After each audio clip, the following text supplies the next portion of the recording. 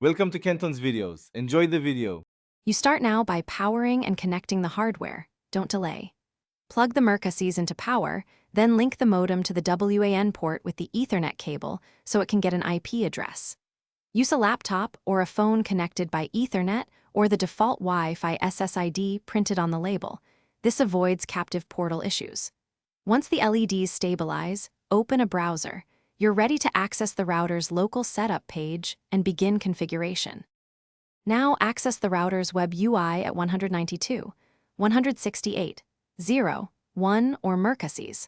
Router, log in using the default admin credentials printed on the device. Immediately change the admin password to protect the interface, then verify the operation mode, router versus access point, based on your network.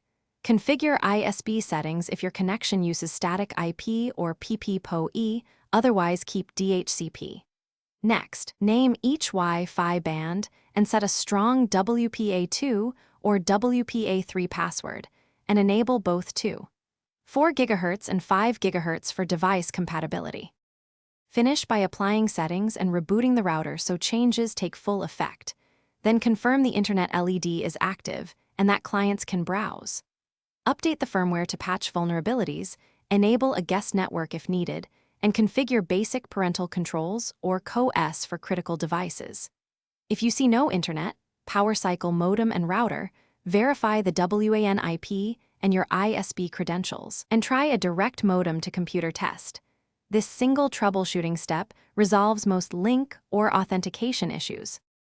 Thanks for watching. Consider subscribing if we helped you.